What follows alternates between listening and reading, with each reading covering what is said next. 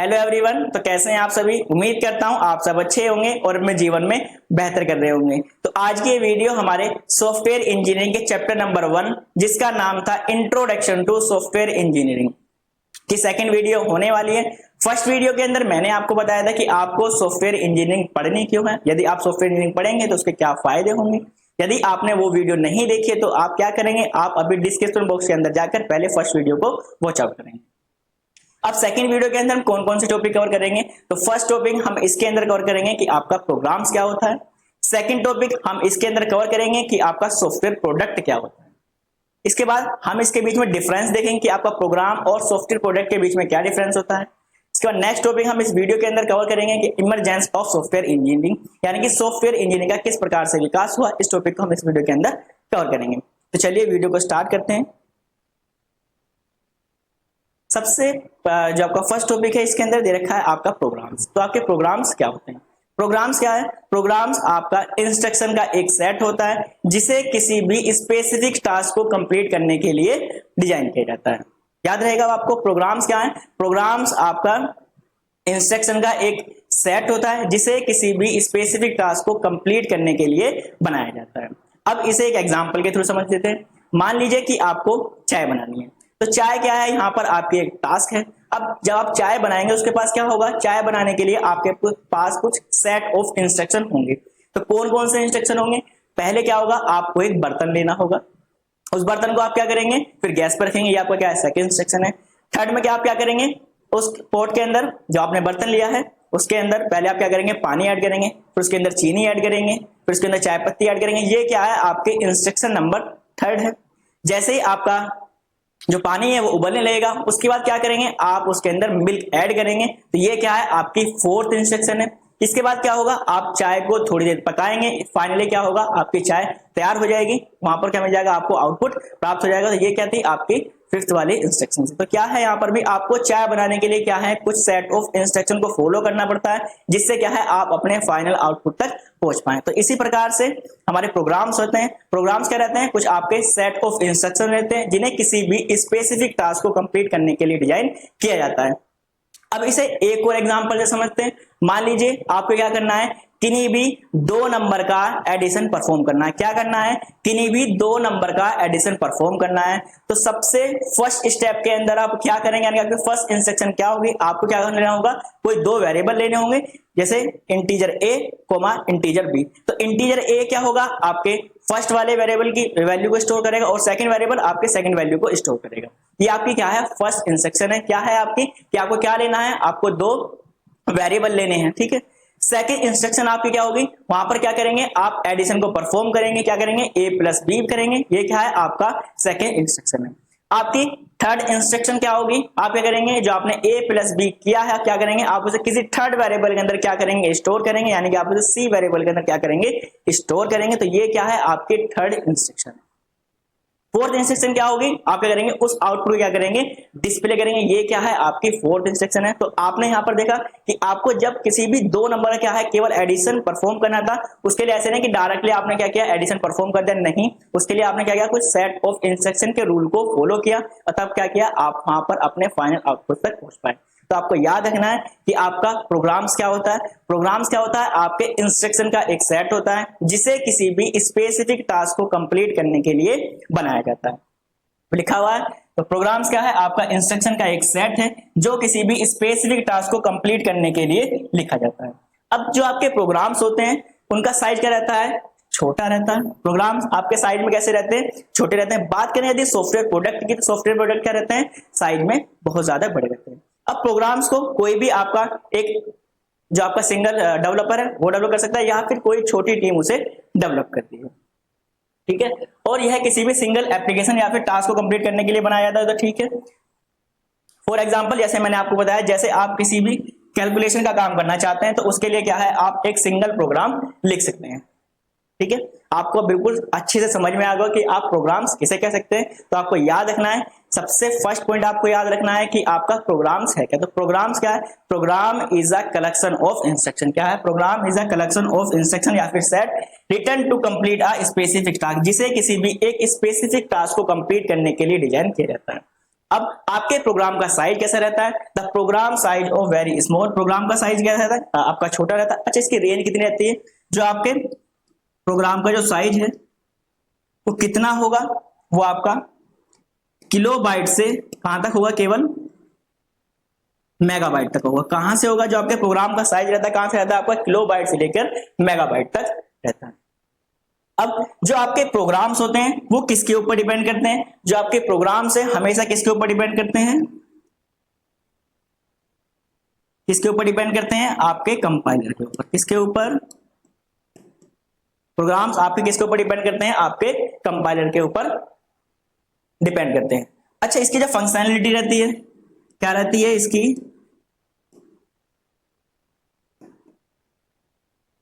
जो फंक्शनैलिटी रहती है प्रोग्राम से कैसी रहती है? वेरी लिमिटेड रहती है। कैसी रहती है आपकी? लिमिटेड रहती है। क्यों लिमिटेड रहती है? क्योंकि प्रोग्राम्स को क्या है, आपको किसी भी एक सिंगल स्पेसिफिक टास्क को कंप्लीट करने के लिए डिजाइन किया जाता है। तो आपको समझ में आ गया हो कि आप प्रोग्राम अब किसे कह सकते हैं। नेक्स्ट देखते हैं कि आपका सॉफ्टवेयर प्रोडक्ट क्या होता है। तो सॉफ्टवेयर प्रोडक्ट क्या होता है? सॉफ्टवेयर प्रोडक्ट क्या रहता है? Software product is a collection of programs and other tools. क्या है आपका सॉफ्टवेयर प्रोडक्ट? आप किसे कह सकते हैं? यानी कि सॉफ्टवेयर प्रोडक्ट आपका जो होता है उसके अंदर कुछ प्रोग्राम्स और कुछ टूल्स होते हैं। ठीक है, यहां पर लिखा सॉफ्टवेयर प्रोडक्ट्स एक बड़ा पैकेज होता है। इसका साइज क्या होगा? आपके प्रोग्राम्स के कंपैरिजन में क्या होगा? इसका साइज बड़ा होगा। इसे कई प्रोग्राम्स या फिर अन्य टूल शामिल होते हैं। क्या होते हैं? प्रोग्राम जो आपका सॉफ्टवेयर प्रोडक्ट है उसके अंदर एक से ज्यादा प्रोग्राम्स होंगे और क्या होंगे? उसके लिए अदर टूल्स भी वहां पर होंगे जो किसी भी खास जरूरत को पूरा करने के लिए डिजाइन किया जाता है। यानी कि इसे भी किसी स्पेसिफिक टास्क को कंप्लीट करने के लिए डिजाइन किया जाता है। जो आपके सॉफ्टवेयर है, सॉफ्टवेयर प्रोडक्ट का यूजर के साथ इंटरफेस होता है। ये पॉइंट आपको याद रखना है। और यह ज्यादा कॉम्प्लेक्स होते हैं। जो आपके सॉफ्टवेयर प्रोडक्ट है कंपैरिजन प्रोग्राम्स के कंपैरिजन में बहुत ज्यादा क्या है? कॉम्प्लेक्स होते हैं, क्योंकि इसके अंदर कलेक्शन ऑफ प्रोग्राम्स रहते हैं। क्योंकि जो आपका प्रोग्राम्स है, प्रोग्राम्स के अंदर क्या है? केवल सेट ऑफ इंस्ट्रक्शन रहते हैं। कह रहे हैं वहां पर क्या हो? केवल एक ही प्रोग्राम होगा। लेकिन जो आपका सॉफ्टवेयर प्रोडक्ट होता है उसके अंदर एक से ज्यादा प्रोग्राम्स रहते हैं, जिस कारण से क्या हो जाता है? काफी कॉम्प्लेक्स हो जाता है। ठीक है, इसे बड़े स्केल पर यूज किया जाता है। इसे आप बड़े स्केल पर यूज कर सकते हैं। एग्जाम्पल दे सकते हैं आप ऑपरेटिंग सिस्टम या फिर माइक्रोसॉफ्ट वर्ड। इसे एक एग्जाम्पल के थ्रू समझते हैं। आप सभी ने एमएस ऑफिस पढ़ा होगा। एमएस ऑफिस आपका जो सिस्टम है, सभी के सिस्टम में आपका एमएस ऑफिस होगा। तो एमएस ऑफिस आपका क्या है? एक आपका सॉफ्टवेयर प्रोडक्ट है। क्या है? आपका सॉफ्टवेयर प्रोडक्ट है। जो आपके एमएस ऑफिस है ये क्या है? आपकी पूरी एक एप्लीकेशन है। इस एप्लीकेशन के अंदर क्या होगा? आपके डिफरेंट प्रोग्राम्स होंगे। अब सर डिफरेंट प्रोग्राम कौन कौन से होंगे? क्या मैं कहूं कि जब आप एक बार अपने सिस्टम के अंदर माइक्रोसॉफ्ट ऑफिस को इंस्टॉल कर लेते हैं तो क्या आपको यदि एक्सेल पर काम करना है तो किसी दूसरे सॉफ्टवेयर को डाउनलोड करने की जरूरत पड़ती है? तो आप कहेंगे नहीं। यदि मैं आपसे कहूं कि आपको पीपीटी यानी कि पावर पॉइंट साइड का कुछ काम करना है तो उसके लिए आपको अलग से सॉफ्टवेयर डाउनलोड करना है? फिर से आप कहेंगे नहीं। यदि मैं कहूं कि आपसे अब क्या है, आपको कुछ वर्ड प्रोसेसिंग का काम करना है यानी कि आपको कुछ लेटर टाइप में लिखना है तो उसके लिए आपको किसी अदर सॉफ्टवेयर के डाउनलोड करना है? आप फिर से कहेंगे नहीं। तो इस तरीके से आप समझ सकते हैं कि सॉफ्टवेयर प्रोडक्ट क्या है। सॉफ्टवेयर प्रोडक्ट क्या रहता है? आपका कलेक्शन ऑफ प्रोग्राम्स रहता है। तो आप समझ सकते हैं जो आपका एमएस ऑफिस है वो तो क्या है? आपका सॉफ्टवेयर प्रोडक्ट है। अब मैंने आपको बताया सॉफ्टवेयर कैसे रहते हैं? कलेक्शन ऑफ प्रोग्राम्स रहते हैं। तो जो आपका एमएस ऑफिस है उसके अंदर कौन कौन से प्रोग्राम्स है? तो आपका फर्स्ट प्रोग्राम आप समझ सकते हैं उसके अंदर क्या है, जैसे आपका एमएस वर्ड। ठीक है, second PowerPoint, third MS Excel. ठीक है, तो देखेंगे आप कंप्लीटली आप देख सकते हैं जो आपका एमएस ऑफिस है, जो आपका एमएस ऑफिस होगा उसके अंदर आप वर्ड का भी काम कर सकते हैं, उसके अंदर पावर पॉइंट का भी आप काम कर सकते हैं और उसी के अंदर क्या है? आप अपने एक्सेल का भी काम कर सकते हैं। देखेंगे जो आपका एमएस ऑफिस है ये तो क्या है? आपका पूरा सॉफ्टवेयर प्रोडक्ट है। अब सॉफ्टवेयर प्रोडक्ट मैंने बताया था क्या होता है? Collection of programs and tools. तो कुछ ये आपके क्या है? प्रोग्राम्स है। जैसे एक प्रोग्राम ये डिजाइन किया गया, ये डिजाइन किया गया, ये डिजाइन किया गया। यहाँ पर क्या है? आपके तीन अलग अलग क्या है? ये प्रोग्राम्स है। तो इस प्रकार से आप कहते हैं सॉफ्टवेयर प्रोडक्ट क्या रहता है? आपका collection of programs and tools. और प्रोग्राम जो आपका सॉफ्टवेयर प्रोडक्ट है उसका साइज कैसा रहता है? उसका साइज बड़ा होता है। अब जैसे आपका प्रोग्राम्स मैंने आपको बताया था, जो आपके प्रोग्राम्स हैं वो किसके ऊपर डिपेंड करते हैं? मैंने आपको बताया था जो आपके प्रोग्राम्स है कंपाइलर के ऊपर डिपेंड करते हैं। किसके ऊपर? कंपाइलर के ऊपर डिपेंड करते हैं। तो सर आपका सॉफ्टवेयर प्रोडक्ट किसके ऊपर डिपेंड करता है? ये भी आपके मन में क्वेश्चन जरूर आ रहा होगा। जो आपका सॉफ्टवेयर प्रोडक्ट होता है वो किसके ऊपर डिपेंड करता है? आपका हमेशा ऑपरेटिंग सिस्टम के ऊपर। किसके ऊपर डिपेंड करता है? आपके ऑपरेटिंग सिस्टम के ऊपर डिपेंड करता है।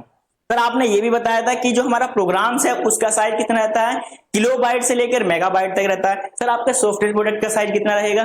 अच्छी बात है। तो जो आपका सॉफ्टवेयर प्रोडक्ट है उसका साइज आपका पॉइंट नंबर 1 है, आपका पॉइंट नंबर 2। जो आपका सॉफ्टवेयर प्रोडक्ट है उसका साइज क्या रहेगा? आपका मेगाबाइट से लेकर क्या रहेगा? आपका गीगाबाइट तक रहेगा। कहां से? इसका साइज क्या रहेगा? आपका मेगाबाइट से लेकर गीगाबाइट तक रहेगा। अब नेक्स्ट पॉइंट मैंने आपको बताया था, जो आपके प्रोग्राम्स होते हैं उनकी फंक्शनैलिटी कैसी रहती है? वेरी लिमिटेड रहती है। लेकिन जो आपके सॉफ्टवेयर प्रोडक्ट हैं उनकी फंक्शनैलिटी लिमिटेड नहीं होती है। ठीक है, ये कुछ पॉइंट मैंने आपको बता दी। आपको एक पॉइंट बिल्कुल अच्छे से याद रखने, जो बच्चे इंग्लिश में प्रेफर करते हैं उनके लिए यहाँ पर मैंने अलग से डेफिनेशन दी हुई है। Software product are large package, क्या रहते हैं? आपके लार्ज पैकेज रहते हैं, that contain several programs and other tools. ये क्या रखते हैं? आप अपने अंदर कुछ टूल्स और कुछ सेवरल प्रोग्राम रखते हैं, बहुत सारे प्रोग्राम्स रखते हैं, design to meet a specific, जिनको बनाया जाता है किसी भी स्पेसिफिक टास्क को कंप्लीट करने के लिए। Software product has an interface with the user, यानी कि जो आपका सॉफ्टवेयर प्रोडक्ट है उसका यूजर के साथ क्या रहता है? एक इंटरफेस रहता है। एंड आर नॉर्मली कॉम्प्लेक्स, ये नॉर्मली कैसे रहते हैं? आपके कॉम्प्लेक्स। डेफिनेशन बिल्कुल सेम ही लिखी हुई है, ये हिंदी में, बस यहाँ पर ये क्या है? इंग्लिश में। आपको सॉफ्टवेयर क्या है, सॉफ्टवेयर प्रोडक्ट क्या है, बिल्कुल अच्छे समझ में आ गया होगा। आपके प्रोग्राम्स क्या होते हैं, आपको ये भी बिल्कुल अच्छे से आप समझ में आ गया होगा। अब देखते हैं कि आपका प्रोग्राम्स और सॉफ्टवेयर प्रोडक्ट के बीच में क्या डिफरेंस है।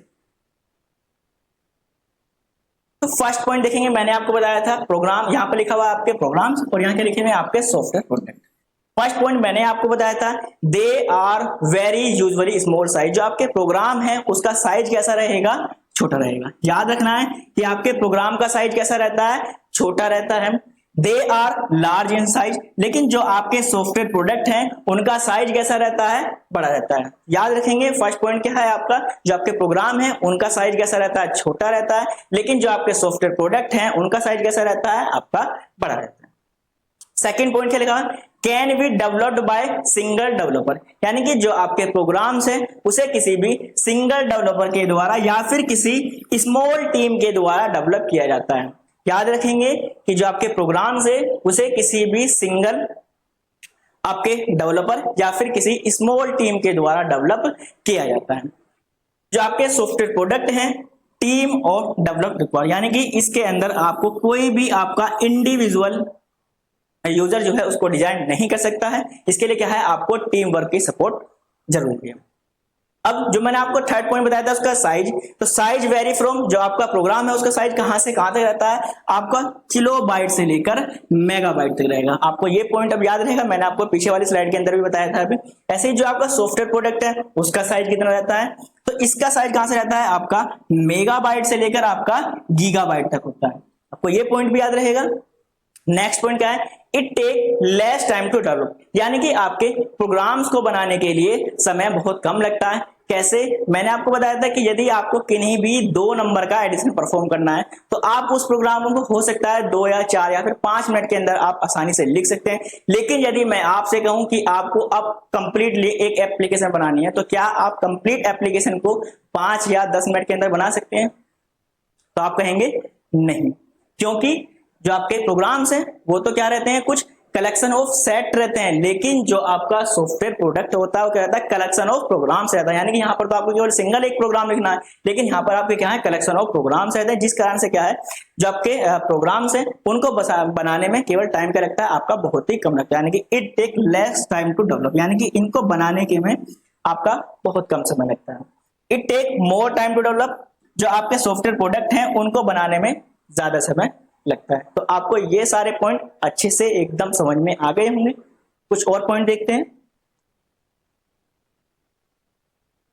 Functionality of a program depend on compiler, मैंने आपको बताया था जो आपके प्रोग्राम है उनकी फंक्शनैलिटी किसके ऊपर डिपेंड करती है? आपके कंपाइलर के ऊपर डिपेंड करती है। किसके ऊपर? कंपाइलर के ऊपर। अब कंपाइलर क्या है? कंपाइलर क्या रहता है? जो आपकी हाई लेवल लैंग्वेज को क्या है आपके मशीन लैंग्वेज के अंदर चेंज करेगा, उसके बाद क्या करेगा? आपको आउटपुट प्रोवाइड कराएगा। मैं आपको कंपाइलर क्या है ये भी अभी नेक्स्ट स्लाइड के अंदर बिल्कुल अच्छे से समझाऊंगा। यहाँ पर जो सॉफ्टवेयर प्रोडक्ट है, functionality of software product depend on operating system. मैंने आपको बताया था जो सॉफ्टवेयर प्रोडक्ट है उसकी जो फंक्शनैलिटी है वो किसके ऊपर डिपेंड करती है? आपके ऑपरेटिंग सिस्टम के ऊपर डिपेंड करती है। ये पॉइंट भी आपको समझ में आ गया। There are less number of code line in a program, जो आपका प्रोग्राम है उसके अंदर लाइन ऑफ कोड क्या रहते हैं, कम रहते हैं। There are very large number of code line in a software product, लेकिन जो आपका सॉफ्टवेयर प्रोडक्ट है उसके अंदर लाइन ऑफ कोड क्या है, बहुत ज्यादा होता है। अब नेक्स्ट पॉइंट इसके अंदर लिखा हुआ है there is no proper documentation for a program, यानी कि आपके प्रोग्राम के लिए कोई भी प्रॉपर डॉक्यूमेंटेशन नहीं की जाती है। For software program there is a proper documentation and user manual provide, जो आपके सॉफ्टवेयर प्रोडक्ट हैं उनके लिए क्या है, आपकी प्रॉपर डॉक्यूमेंटेशन की जाती है और कुछ क्या है, आपको यूजर मैनुअल भी प्रोवाइड कराया जाता है। अब नेक्स्ट पॉइंट मैंने आपको ये भी बताया था अभी, functionality of a program is up to very limited extent, यानी कि जो आपके प्रोग्राम है उसकी जो फंक्शनैलिटी है वो काफी लिमिटेड रहती है, यानी कि उसे एक लिमिटेड सीमा तक क्या है, एक्सटेंड किया जा सकता है। It provide a large scale functionality, लेकिन जो आपके सॉफ्टवेयर प्रोडक्ट हैं वो आपको क्या है, लार्ज स्केल फंक्शनैलिटी प्रोवाइड कराते हैं। तो आपको सॉफ्टवेयर प्रोडक्ट और प्रोग्राम्स के बीच में डिफरेंस बिल्कुल अच्छे से समझ में आ गया होगा। अब इसके अंदर हम नेक्स्ट टॉपिक कवर करने वाले थे, मैंने आपको बताया था क्या था, इमरजेंस ऑफ सॉफ्टवेयर इंजीनियरिंग, यानी कि सॉफ्टवेयर इंजीनियरिंग का कैसे विकास या फिर उद्भव हुआ उसके बारे में देखेंगे।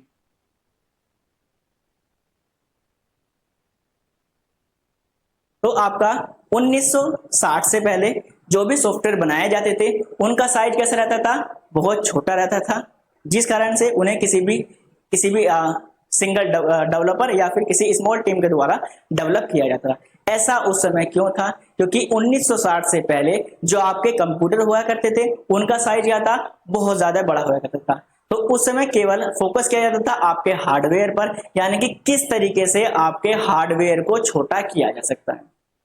तो जैसे जैसे समय बीतता गया आपके जो कंप्यूटर है उनका साइज क्या हो गया, छोटा होता गया। जब उनका साइज छोटा होता गया तो हमने क्या किया, कुछ बड़े सॉफ्टवेयर बनाने का ट्राई किया। तो जब हम बड़े सॉफ्टवेयर बनाने लगे तो क्या होगा, वो हमारे लिए एक टिपिकल टास्क हो गई। कभी कभी हम जब बड़े सॉफ्टवेयर बनाते थे उसके अंदर टाइम ज्यादा लगता था, यानी हमें पता नहीं लगता था कि इस सॉफ्टवेयर को कंप्लीट करने के अंदर हमें कितना समय लगेगा। क्योंकि समय उसके अंदर ज्यादा क्यों लगता था, क्योंकि हम जो सॉफ्टवेयर बनाना चाह रहे थे या फिर बनाते थे उसकी हम प्रॉपर प्लानिंग नहीं करते थे, यानी कि हम केवल उसके ऊपर डायरेक्टली कंटिन्यूस काम करने लगते थे, लेकिन हम उसे क्या है किन्हीं भी डिफरेंट मॉड्यूल्स के अंदर डिवाइड नहीं करते थे। ना तो हमें पता रहता था कि इसके डिजाइनिंग फेज के अंदर कितना टाइम चाहिए, ना हमें पता था इसके डेवलपमेंट साइकिल के अंदर कितना टाइम लगेगा, ना ही हम उस प्रोडक्ट की टेस्टिंग करते थे, जिस कारण से क्या करता था, वो हमको बहुत ही ज्यादा बेकार प्रोडक्ट मिलता था। तो इमरजेंस ऑफ सॉफ्टवेयर इंजीनियरिंग से आप क्या समझते हैं कि आपका सॉफ्टवेयर इंजीनियरिंग का विकास कैसे हुआ। तो आपको याद रखना है कि आपके 1960 से पहले जो भी आपके सॉफ्टवेयर थे उनका साइज कैसा था, छोटा था। तो तब तक तो हमें कोई भी परेशानी नहीं थी। उस समय छोटे सॉफ्टवेयर क्यों बनाए जाते थे, क्योंकि उस समय हमारी मेन प्रॉब्लम थी कि हम अपने हार्डवेयर को कैसे छोटा कर सकते हैं। मेन प्रॉब्लम क्या थी कि हम अपने हार्डवेयर का साइज को कैसे छोटा कर सकते हैं। अब जैसे जैसे आपके हार्डवेयर का साइज छोटा होता गया तो आपने क्या किया, कुछ बड़े सॉफ्टवेयर बनाने का ट्राई किया। जो बड़े सॉफ्टवेयर आप बनाते थे वो उनकी क्वालिटी अच्छी नहीं थी, उनके अंदर टाइम ज्यादा लगता था, ना ही आप उनकी प्रॉपर टाइमिंग प्रॉपर प्लानिंग करते थे, जिस कारण से हमें नीड पड़ी किसकी, आपके सॉफ्टवेयर इंजीनियरिंग की। तो आपका सॉफ्टवेयर इंजीनियरिंग का डेवलपमेंट कब से स्टार्ट हुआ, आपके 1960 के बाद आपका सॉफ्टवेयर इंजीनियरिंग का विकास होना शुरू हुआ। यहाँ पर लिखा हुआ सॉफ्टवेयर इंजीनियरिंग इज इमरजेंस इन 1960, यानी कि जो आपके सॉफ्टवेयर इंजीनियरिंग है उसका इमरजेंस कब हुआ, आपके 1960 के बीच में दशक में हुआ, जब सॉफ्टवेयर डेवलपमेंट में कई समस्या आने लगी।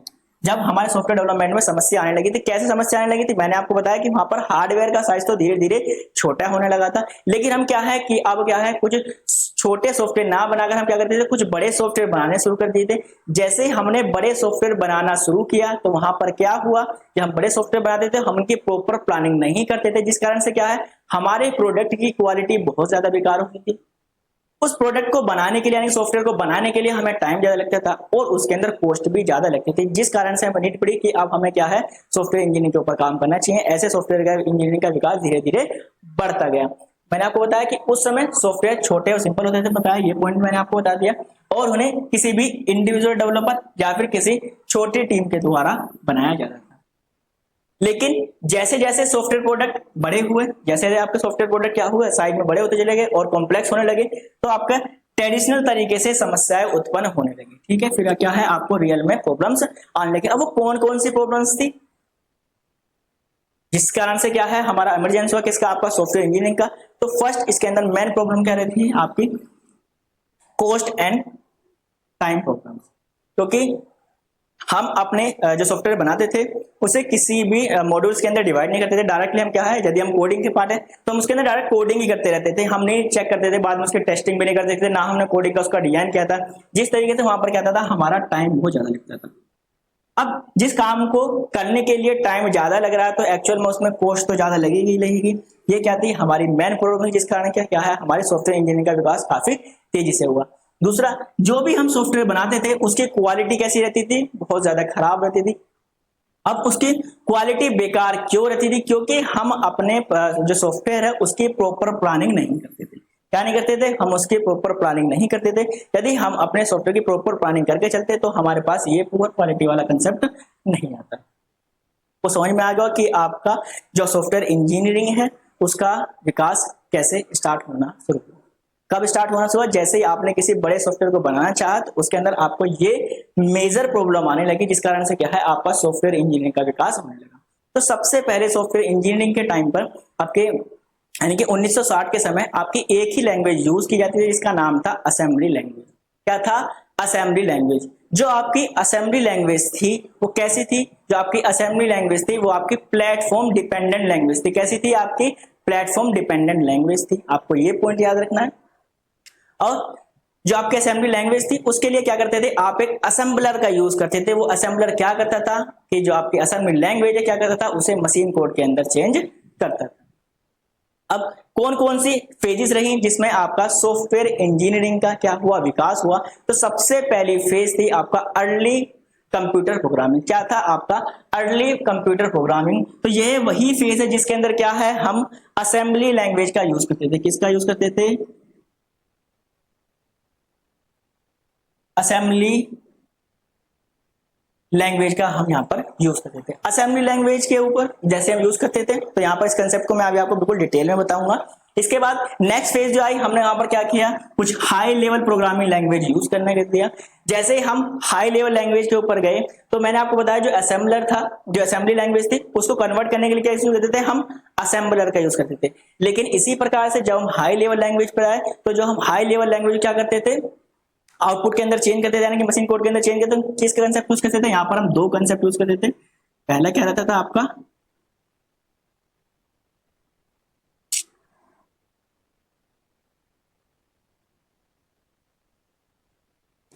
कंपाइलर, और दूसरा क्या रहता था आपका इंटरप्रेटर।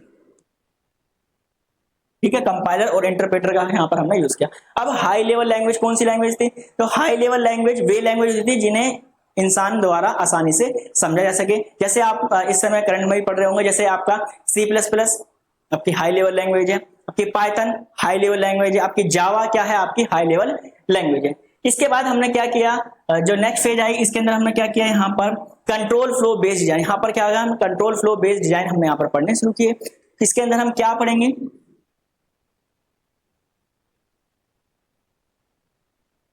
क्या पढ़ेंगे, हम यहाँ पर फ्लो चार्ट का कंसेप्ट पढ़ेंगे। अब इस नेक्स्ट फेज के बाद हम किस फेज के अंदर आए, डाटा स्ट्रक्चर ओरिएंटेड डिजाइन। यहाँ पर हम कुछ डाटा स्ट्रक्चर ओरिएंटेड डिजाइन के ऊपर पढ़ा। तो इसके अंदर हमने क्या पढ़ा, हमने यहाँ पर क्या पढ़ा, डीएफडी पढ़ा। डीएफडी क्या है आपका,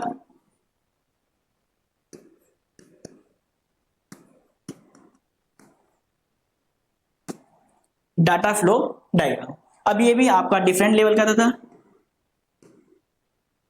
लेवल 0 डीएफडी, ऐसे ही आपका लेवल 1 डीएफडी, ऐसे ही आपका लेवल 2 डीएफडी। इसके बाद हमारी नेक्स्ट फेज आई, इसके अंदर हम क्या पढ़ा, ऑब्जेक्ट ओरिएंटेड डिजाइन कंसेप्ट पढ़े। ऑब्जेक्ट ओरिएंटेड डिजाइन में आप सभी को पता होगा कि आपने यदि पीछे अभी जावा को बिल्कुल अच्छे से कवर किया है तो आपने पढ़ा होगा ऑब्जेक्ट किसे कहते हैं, ऑब्जेक्ट का कंसेप्ट आपने पढ़ा होगा, क्लास का आपने पढ़ा होगा,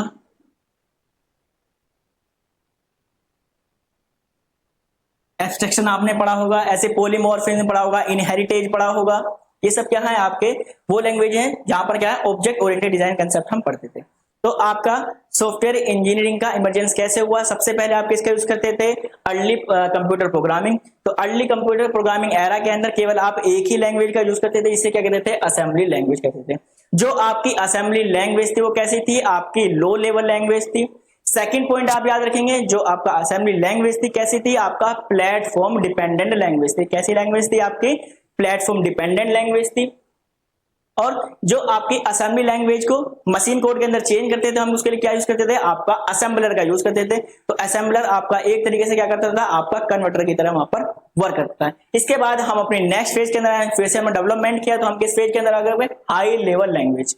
ठीक है, हाई लेवल लैंग्वेज वे लैंग्वेज होती है जो प्लेटफॉर्म इंडिपेंडेंट रहती है। कैसी रहती है? आपकी प्लेटफॉर्म इंडिपेंडेंट रहती है। लेकिन जैसे आपको मैंने आपका असेंबली लैंग्वेज कैसी है? आपकी जो प्लेटफॉर्म डिपेंडेंट। लेकिन जो आपकी हाई लेवल लैंग्वेज है वे लैंग्वेज कैसे हैं? जो आपकी प्लेटफॉर्म इंडिपेंडेंट लैंग्वेज, यानी कि आप उन्हें एक बार बनाने के बाद किसी दूसरे प्लेटफॉर्म पर आसानी से रन कर सकते हैं। मान लीजिए आपने जावा का प्रोग्राम जो है आपने विंडो पर बनाया, ठीक है, आप उस जावा के प्रोग्राम को मैक के अंदर भी रन कर सकते हैं, लेकिन उसके लिए एक बेसिक रिक्वायरमेंट होगी। आप सभी को पता होगा कि आपकी जावा कैसी है? जावा आपकी प्लेटफॉर्म इंडिपेंडेंट है, लेकिन आपका जेवीएम डिपेंडेंट है। आपको पता है ना कि जो आपकी जावा है क्या है?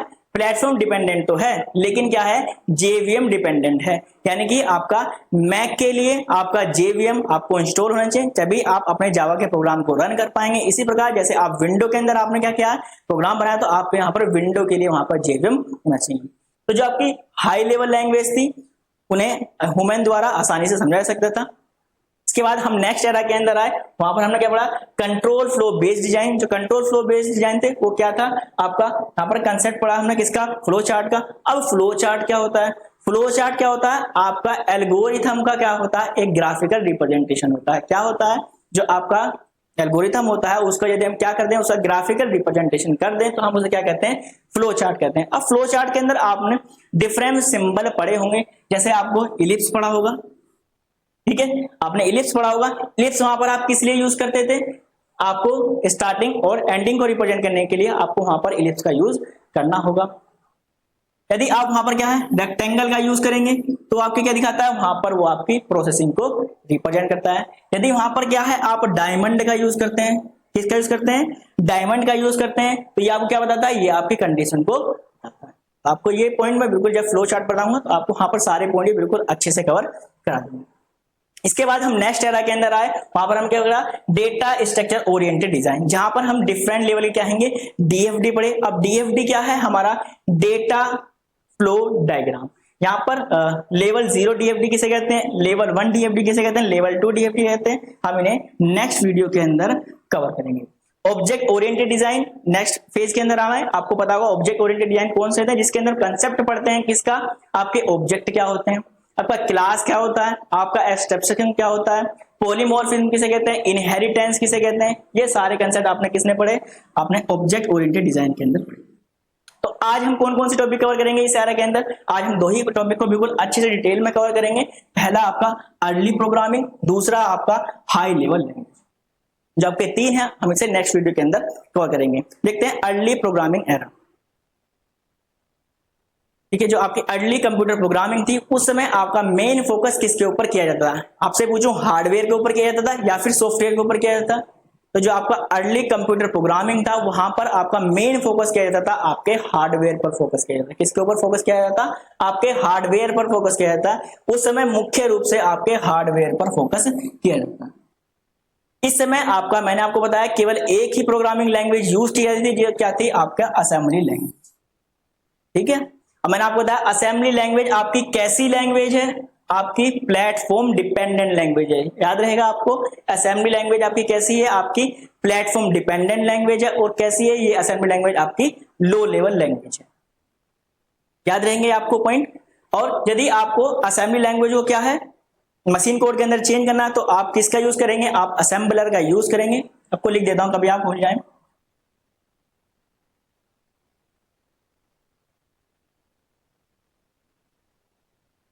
जो आपका असेंबली लैंग्वेज के अंदर कोड लिखा होगा आप क्या करेंगे? असेंबलर का यूज करेंगे। जो क्या करेगा, आपके इस कोड को किसमें चेंज कर देगा, आपके मशीन कोड के अंदर चेंज कर देगा। एक तरीके से असेंबलर क्या है, आपका कन्वर्टर की तरह काम करता है। अब जो आपका असेंबली लैंग्वेज था उस समय का जो एरा था वो कितना था आपका 1842 से लेकर 1849। इसके बीच में जो फर्स्ट प्रोग्रामर थी, जिस लेडी प्रोग्रामर थी, इसका नाम क्या था आपका, एडा लवलेस। क्या नाम था उसका, एडा लवलेस। एडा लवलेस तो लिखा हुआ है। कई लोगों के अनुसार 1842 से 1849 के दौरान एडा लवलेस को पहली कंप्यूटर प्रोग्रामर के रूप में जाना जाता है। ठीक है, तो यदि आपसे कोई पूछेगा कि पहली कंप्यूटर प्रोग्रामर कौन थी, तो आपकी कौन थी, आपकी एडा लवलेस थी। ठीक है, आपको याद रहेगा। इसका एरा कब था, 1842 से लेकर 1849 के बीच में। ठीक है, इसके बाद क्या किया, जो आईबीएम था उसने अपने कुछ कंप्यूटर, इलेक्ट्रॉनिक कंप्यूटर आपके कब लॉन्च किए थे, 1940 में आईबीएम ने क्या है अपना फर्स्ट डिजिटल कंप्यूटर लॉन्च किया था। कौन कौन से था आपका, 602 और 604 आपके पहले इलेक्ट्रॉनिक कंप्यूटर विकसित हो गए। इसी एरा के अंदर आपके दो लैंग्वेज और डेवलप की गई, जिसका नाम, पहली लैंग्वेज का नाम था आपका कोबाल। क्या नाम था, कोबाल। तो कोबाल भी कैसी थी आपकी, प्लेटफॉर्म इंडिपेंडेंट। कैसी थी आपकी,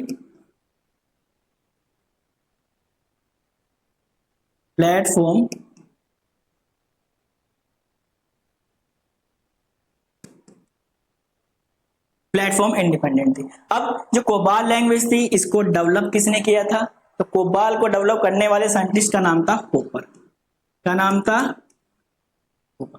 तो होपर साइंटिस्ट ने आपकी कोबाल लैंग्वेज को डेवलप किया था। तो कोबाल आपकी कैसी लैंग्वेज थी, आपकी प्लेटफॉर्म इंडिपेंडेंट लैंग्वेज थी। याद रहेगा आपको। इसके बाद एक और नई लैंग्वेज इसी एरा के अंदर डेवलप हुई, इसका नाम था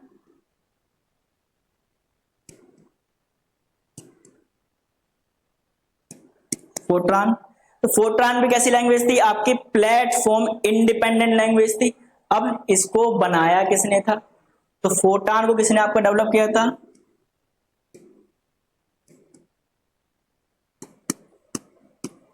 जोहन बेकस नामक साइंटिस्ट ने आपकी फोर्ट्रान लैंग्वेज को डेवलप किया था। तो आपको याद रहेगा जो आपका अर्ली कंप्यूटर प्रोग्रामिंग एरा था उसके अंदर केवल आपका एक ही लैंग्वेज स्टार्टिंग में यूज की गई थी। क्या थी वो, असेंबली लैंग्वेज थी। यानी कि उस समय जितने भी आपके कोड लिखे जाते थे वो सभी किसके लैंग्वेज के अंदर लिखे जाते थे, आपका असेंबली लैंग्वेज के अंदर लिखे जाते थे।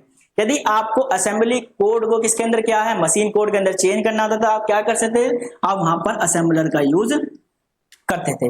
अब जो आपका अर्ली कंप्यूटर प्रोग्रामिंग है उस समय जो आपकी फर्स्ट प्रोग्रामर लेडी थी, इसका नाम क्या था आपका, एडा लवलेस था। कौन थी आपकी फर्स्ट प्रोग्रामर थी, कौन, आपकी एडा लवलेस। इसके बाद इसी एरा के अंदर जो आपका आईबीएम था उसने अपना first digital electronic computer launch किए थे, जिसका नाम था आईबीएम 602 और आईबीएम 604। इसके अंदर दो लैंग्वेज और डेवलप की गई, जो कैसी थी, वो प्लेटफॉर्म इंडिपेंडेंट लैंग्वेज थी। पहली लैंग्वेज थी आपकी कोबाल, जिसको बनाया किसने था, होपर ने। ठीक है, और वो कैसी लैंग्वेज थी, आपकी प्लेटफॉर्म इंडिपेंडेंट लैंग्वेज थी। इसके बाद यहाँ पर एक लैंग्वेज और डेवलप हुई, जो क्या था, उसका नाम क्या था, फोर्ट्रान था। तो फोर्ट्रान भी कैसी थी, आपकी प्लेटफॉर्म इंडिपेंडेंट लैंग्वेज थी, लेकिन इसको बनाया किसने था, इसको बनाया था आपका जोहन बेकस। क्या नाम था उनका, जोहन बेकस। तो आपको अर्ली प्रोग्रामिंग एरा बिल्कुल अच्छे से समझ में आ गया होगा। नेक्स्ट देखते हैं हाई लेवल लैंग्वेज। तो मैंने आपको बताया कि अर्ली कंप्यूटर प्रोग्रामिंग एरा के अंदर आपकी पहले से ही दो लैंग्वेज आ चुकी थी जो प्लेटफॉर्म इंडिपेंडेंट थी। कौन कौन सी थी, आपकी कोबाल और फोर्ट्रान पहले से आ गई थी। उसके बाद क्या हुआ, आपकी कुछ अदर लैंग्वेजेस का डेवलपमेंट स्टार्ट हुआ। जैसे इसके बाद क्या हुआ, आपका सी आई, C++ आई, उसके बाद जावा आई, उसके बाद पाइथन आई, यानी कि और अदर प्रोग्रामिंग लैंग्वेज का वहां पर क्या हुआ, डेवलप हुआ। अब इन्हें हाई लेवल लैंग्वेज क्यों कहा जाता है, हाई लेवल लैंग्वेज इन्हें इसलिए कहा जाता है क्योंकि ये इंसानों द्वारा आसानी से समझी जा सकती है। यानी कि ये बिल्कुल सेम ऐसे लिखी जाती हैं जैसे इंग्लिश में हम कोड लिखते हैं। यानी कि जो आपके असेंबली लैंग्वेज थी उसको समझना थोड़ा सा टिपिकल होता था, लेकिन जो आपकी हाई लेवल लैंग्वेज है उसको वुमेन को समझना बहुत ज्यादा आसान होता था। फर्स्ट पॉइंट यहाँ पर फोर्ट्रान और कोबाल जैसी अर्ली लैंग्वेज के बाद विकास हुआ किसका, आपका मैंने आपको बताया सी, पास्कल, विजुअल बेसिक, पाइथन, जावा इत्यादि लैंग्वेज का यहाँ पर विकास हुआ। पहली महत्वपूर्ण के रूप से जो हाई लेवल लैंग्वेज थी वो नहीं, आपकी फोरट्रान हुई। तो मैंने आपको बताया हाई लेवल लैंग्वेज थी, तो इसका मतलब क्या था, वो प्लेटफॉर्म इंडिपेंडेंट थी। यहां पर लिखा प्लेटफॉर्म इंडिपेंडेंट। अब जो आपकी हाई लेवल लैंग्वेज होती हैं उसके अंदर आपका मेमोरी एड्रेस या फिर रजिस्टर का कंसेप्ट नहीं यूज किया जाता है। उसके स्थान पर वहां पर क्या चीज यूज की जाती है, आपका एरे, फंक्शन, ये सभी कंसेप्ट वहां पर यूज किए जाते हैं। लेकिन जो आपका असेंबली लैंग्वेज है उसके अंदर क्या है, आपका मेमोरी एड्रेस या फिर रजिस्टर वाला कंसेप्ट यूज किया जाता था। तो जो हाई लेवल लैंग्वेज है यानी कि इन भाषाओं में सीधे रजिस्टर या फिर मेमोरी एड्रेस जैसी चीजों का काम नहीं करता, यानी कि यहाँ पर ना तो आप रजिस्टर कंसेप्ट पढ़ते हैं ना आप मेमोरी एड्रेस का कंसेप्ट पढ़ते हैं। यहाँ पर इसके बजाय आप किसे कंसेप्ट पढ़ते हैं, variable, array, Boolean expression, object, function, loops जैसी चीजों से यहाँ पर आप काम करते हैं। तो याद रखेंगे जो आपकी हाई लेवल लैंग्वेज होती है वहां पर आपको रजिस्टर और मेमोरी एड्रेस के साथ काम नहीं करना होता, वहां पर डायरेक्टली किसके साथ काम करते हैं, वेरिएबल के साथ, एरे के साथ, बुलियन एक्सप्रेशन, ऑब्जेक्ट, फंक्शन, इन सभी के साथ वहां पर आप काम करते हैं। नेक्स्ट पॉइंट है, मैंने आपको बताया कि ना हाई लेवल लैंग्वेज क्यों कहते हैं। हाई लेवल लैंग्वेज इसलिए कहा जाता है क्योंकि ये इंसानों की लैंग्वेज की तरह होती है और किसी खास कंप्यूटर पर निर्भर नहीं करती। ये क्योंकि प्लेटफॉर्म डिपेंडेंट है, यानी किसी भी एक कंप्यूटर के ऊपर निर्भर नहीं करती हैं। और कैसी रहती हैं, हाई लेवल लैंग्वेज आपकी इंसानों की लैंग्वेज की तरह रहती है, यानी कि उनको समझना बहुत ज्यादा आसान होता है। आपको समझ में आ गया होगा हाई लेवल लैंग्वेज।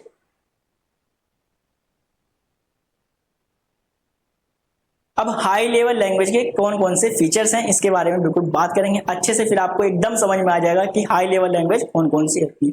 तो फर्स्ट आपका फीचर्स है, यानी कि इजी टू अंडरस्टैंड, यानी कि जो आपकी हाई लेवल लैंग्वेज होती है उनको समझना आसान होता है। सिमिलर टू ह्यूमन लैंग्वेज, क्योंकि वो कैसी रहती है, बिल्कुल इंसानी भाषा की तरह रहती है। सेकंड पॉइंट क्या है, programmer friendly and easy to code. जो आपकी हाई लेवल लैंग्वेज होती है वो प्रोग्रामर फ्रेंडली होती है, यानी कि उसमें प्रोग्राम करना आसान होता है, और इजी टू कोड, उनके अंदर कोड करना भी आसान होता है। इजी टू मेंटेन, जो आपकी हाई लेवल लैंग्वेज होती है उसको मेंटेन करना बहुत ज्यादा आसान होता है। इसका नेक्स्ट फीचर है, these language are carry to compile and debug, यानी कि जो प्रोग्रामिंग है इसके अंदर आपको कंपाइलर एंड डिबग का कोड यूज किया जाता है। अब डिबग क्या होता है, डिबग का मतलब होता है कि जो आपका आपने प्रोग्राम लिखा यदि उसके अंदर कोई भी एरर आ जाती है तो उसको फाउंड आउट करना वहां पर आसान।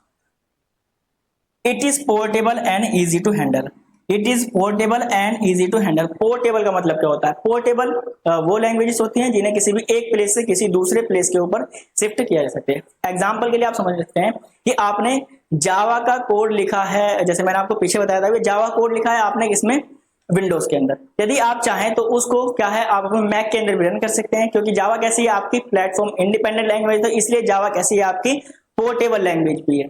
लेकिन मैंने आप फिर बता रहा हूं कि यदि आपको पोर्टेबल तो है, लेकिन आपको क्या याद रखना है कि आपकी जो जावा लैंग्वेज है वो आपकी प्लेटफॉर्म इंडिपेंडेंट है, लेकिन क्या है आपकी जेवीएम डिपेंडेंट है। तो आपको याद रखना है जेवीएम डिपेंडेंट है, यानी कि जो आपका मैक है उसके अंदर आपका जेवीएम अलग टाइप का होगा, जो आपकी विंडो है उसके लिए आपका मैक जो आपके जेवीएम है उसको वो अलग होगा। तो इसी प्रकार मैंने आपको बता दिया कि ये जावा जो है आपके प्लेटफॉर्म इंडिपेंडेंट तो है, लेकिन क्या है आपके जेवीएम डिपेंडेंट है। तो यदि आप अपने विंडो वाले प्रोग्राम को मैक के अंदर रन करना चाह रहे हैं तो वहां पर आपका मैक का जेवीएम होना चाहिए, तभी आपका प्रोग्राम वहां पर रन होगा, अदरवाइज रन नहीं होगा। Can run on any platform, ये पॉइंट मैंने अभी आपको बताया, किसी प्लेटफॉर्म के ऊपर रन की जा सकती है हाई लेवल लैंग्वेज। आपके फीचर भी समझ में आ गए होंगे। पहला ये इजी टू अंडरस्टैंड, ठीक है। सेकंड पॉइंट क्या है, प्रोग्रामर फ्रेंडली रहते हैं, उन्हें कोड करना आसान होता है, उनको मेंटेन करना भी आसान होता है, इसको कंपाइलर डिबग के लिए यूज किया जाता है, पोर्टेबल लैंग्वेज है और किसी प्लेटफॉर्म के ऊपर रन किया जा सकता है। अब यहां पर जो हाई लेवल लैंग्वेज है ना, इसके अंदर हम कंसेप्ट पढ़ेंगे किसका, आपका ट्रांसलेशन का। ट्रांसलेशन में क्या कंसेप्ट पढ़ते हैं, एक आप ट्रांसलेटर पढ़ते हैं। अब ट्रांसलेटर क्या होता है, तो ट्रांसलेटर क्या होता है, एक ऐसा प्रोसेस होता है जिसमें से हम किसी एक प्रोग्रामिंग लैंग्वेज को किसी दूसरी प्रोग्रामिंग लैंग्वेज के अंदर क्या करते हैं, कन्वर्ट करते हैं। उसी प्रोसेस को हम क्या कहते हैं, ट्रांसलेटर कहते हैं। तो ट्रांसलेटर क्या है, ट्रांसलेटर एक ऐसा प्रोसेस है जो किसी प्रोग्रामिंग को एक लैंग्वेज से दूसरी लैंग्वेज में बदलता है। क्या है सेकंड पॉइंट, ट्रांसलेटर की मदद से हम क्या करते हैं, हाई लेवल लैंग्वेज जो होती है या तो हम उसे लो लेवल में चेंज करेंगे, या असेंबली लैंग्वेज जो होती है उसे क्या करेंगे, मशीन लैंग्वेज के अंदर चेंज करेंगे। तो जो भी आपकी हाई लेवल लैंग्वेज होगी या तो उसे आप उसे लो लेवल में चेंज कर सकते हैं, ठीक है, और जो आपकी असेंबली लैंग्वेज है, असेंबली लैंग्वेज किसमें चेंज कर सकते हैं आप? मशीन कोड के अंदर चेंज कर सकते हैं। किसके थ्रू करेंगे? ट्रांसलेटर के थ्रू यूज करेंगे। अब जो हाई लेवल लैंग्वेज है, जो हाई लेवल लैंग्वेज होती है, यदि आपको उसमें चेंज करना है किसमें? लो लेवल लैंग्वेज में, तो आपको क्या करना पड़ेगा? ट्रांसलेटर का यूज करना होगा। तो कौन से ट्रांसलेटर का यूज करेंगे? तो यहां पर हम मेनली दो ट्रांसलेटर का यूज करेंगे, पहला इंटरप्रेटर और दूसरा कंपाइलर।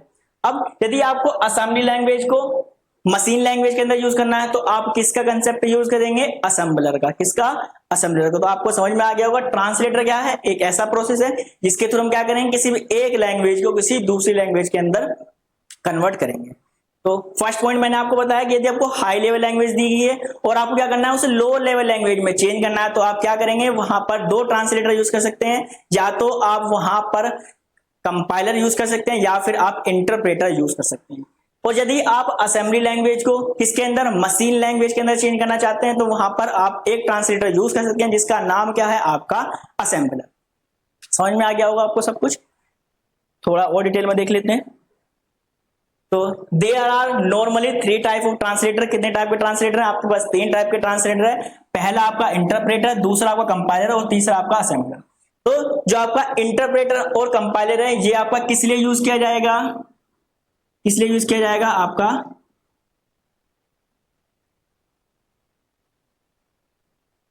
हाई लेवल लैंग्वेज के लिए यूज किया जाएगा। और जो आपका असेंबलर है किसके लिए? आपका असेंबली लैंग्वेज के लिए यूज किया जाएगा।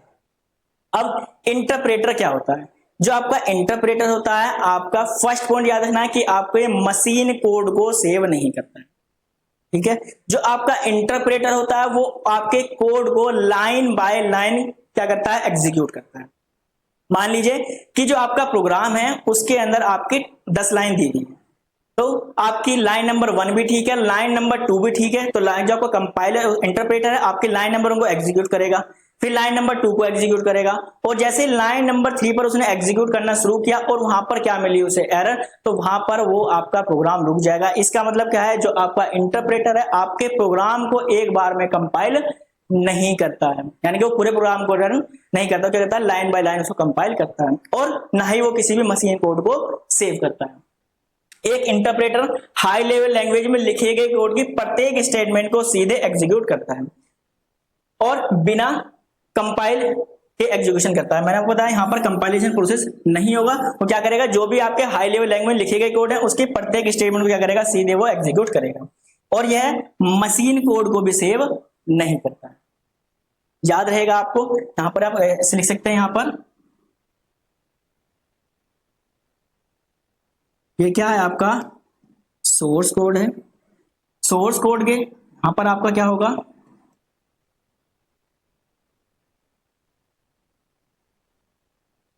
इंटरप्रेटर होगा, जो आपको सीधे क्या कर प्रोवाइड करा देगा? आपका आउटपुट प्रोवाइड करा देगा। इसका मतलब यहां पर क्या है? यहां पर कोई भी कंपाइलेशन प्रोसेस नहीं होगा इंटरप्रेटर के अंदर। तो याद रखेंगे जो आपका इंटरप्रेटर है आपके हाई लेवल लैंग्वेज में जो कोड है उसको लाइन बाय लाइन एग्जीक्यूट करता है। सेकंड पॉइंट, वो किसी भी मशीन कोड को सेव नहीं करता है, और जो आपका इंटरप्रेटर है वो पूरे प्रोग्राम को एक बार में कंपाइल नहीं करता है। तो आपको इंटरप्रेटर अब बिल्कुल अच्छे से समझ में आ गया होगा। कंपाइलर क्या होगा? जो आपको कंपाइलर है क्या करता है? पहले पूरे प्रोग्राम क्या करता है? एक बार में कंपाइल करता है, उसके बाद क्या है? आपको आउटपुट प्रोवाइड कराता है। यानी कि ये लाइन बाय लाइन कंपाइल नहीं करता है, ये क्या करेगा? आपके जो प्रोग्राम है उसके पूरे प्रोग्राम को एक बार में कंपाइल कर लेगा और कंपाइल करके बता देगा कि आपका इस लैंग्वेज के अंदर क्या है, सॉरी इस लाइन के अंदर क्या है? आपकी एरर है। कंपाइलर एक कंप्यूटर प्रोग्राम है जो हाई लेवल प्रोग्रामिंग लैंग्वेज में लिखे गए कोड को मशीन कोड में परिवर्तित करता है, मशीन कोड में चेंज करेगा और फिर पूरे प्रोग्राम क्या करेगा? वो एग्जीक्यूट करेगा। तो इसकी प्रोसेसिंग कैसे होती है? यहां पर आपका सपोज कीजिए सबसे पहले क्या होगा? आपके पास सोर्स कोड होगा। तो जो आपका सोर्स कोड होगा पहले क्या होगा? वो कंपाइल होगा। जब आपका सोर्स कोड कंपाइल हो जाएगा तो किसके अंदर चेंज कर देगा? उसको मशीन कोड के अंदर चेंज कर देगा, और उसके बाद क्या होगा? आपको आउटपुट प्रोवाइड होगा। ये क्या है, आपका कंपाइलर की क्या है, ये प्रोसेसिंग है। तो अब आपको ये याद रहेगा कि कंपाइलर क्या है, आपको जो पूरा प्रोग्राम है पहले उसे मशीन कोड के अंदर चेक करेगा, फिर उसे कंपाइल करेगा, देन एग्जीक्यूट करेगा। यानी कि ये लाइन बाय लाइन कंपाइल नहीं करता है। यदि आपके प्रोग्राम के अंदर मान लीजिए 20 लाइन है, तो 20 लाइनों में से जिन जिन लाइनों के अंदर क्या होगी, एरर होगी, वो आपको एक ही बार में डिस्प्ले कर देगा। ऐसा नहीं है कि आपकी लाइन नंबर 5 के अंदर एरर है तो केवल 5 पर एरर को रोक के वहीं पर रुक जाएगा, उसके नेक्स्ट जो नीचे लाइनें लिखी हुई है उनको चेक नहीं करेगा। ये आपके पूरे प्रोग्राम के अंदर जितनी भी एक बार में कंपाइल करेगा, जितनी भी एरर होंगी आपको एक बार में डिस्प्ले कर देगा। जैसे आपने सभी ने सी प्रोग्रामिंग पढ़ी होगी, तो जब आपने पूरे प्रोग्राम क्या करते हैं, कंपाइल करते हैं, क्या करते हैं आप पूरे प्रोग्राम क्या करते हैं वहां पर कंपाइल करते हैं, तो आपके प्रोग्राम के अंदर जितनी नंबर ऑफ एरर होती हैं वो एक बार में डिस्प्ले हो जाती है। वहां पर शो भी होता है कि आपके प्रोग्राम के अंदर कौन सी एरर है, यानी कितनी एरर है, 1 2 3 4 जो नंबर ऑफ एरर दिखा देगा। अब वो लाइन जो एरर है वो किस लाइन के ऊपर है आपको वो भी वहां पर शो करा देगा। तो वहां पर कैसे कंसेप्ट यूज होता है, आपका कंपाइलर कंसेप्ट यूज किया जाता है। उम्मीद करता हूं कि आपको सारी चीजें अच्छे से समझ में आ गई होंगी। यदि आप हमारे चैनल पर नए हैं और आपने अभी तक हमारे चैनल को सब्सक्राइब नहीं किया है तो जल्दी से सब्सक्राइब कीजिए और अपने दोस्तों के साथ शेयर कीजिए। यदि आपको वीडियो पसंद आए तो लाइक करना बिल्कुल मत भूलिएगा और कमेंट करना भी मत भूलिएगा। तो मिलते हैं आपसे नेक्स्ट वीडियो के अंदर, तब तक के लिए bye bye, thank you so much.